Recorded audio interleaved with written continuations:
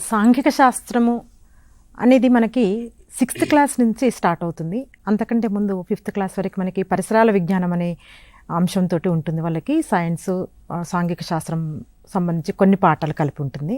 6th క్లాస్కి వచ్చినప్పటి నుంచి సామాన్య శాస్త్రం, సాంఘిక శాస్త్రం అనేది సపరేట్గా ఉంటుంది.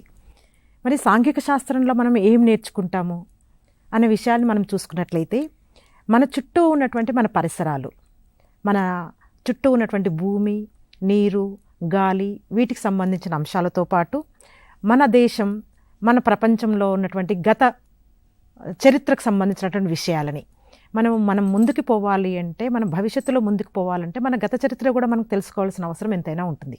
కాబట్టి మన గత చరిత్రకు సంబంధించిన అంశాలు, తర్వాత మన పరిపాలన ఏ విధంగా ఉంటుంది, పాలనకి కావలసినటువంటి అర్హత, పరిపాలన చేయడానికి కావాల్సిన వ్యక్తుల్ని ఏ విధంగా ఎన్నుకోవాలి, ఏ విధంగా పరిపాలన చేస్తారు, ఆ సమాజంలో మనం ఏ విధంగా జీవించగలగాలి, సంఘంలో అందరితో కలుపుకొని, ఈ విషయాలతో పాటు మనం రోజువారీ నిర్వహించే కార్యక్రమాల్లో మనం డబ్బుని ఎలా సంపాదిస్తున్నాము, ఎలా ఖర్చు పెడతాము, దేనికి ఎంత ఖర్చు పెట్టాలి, ఎలా పొదుపు చేయాలి, ఈ విషయాలన్నీ కూడా మనము సాంఘిక శాస్త్రంలో తెలుసుకుంటాము.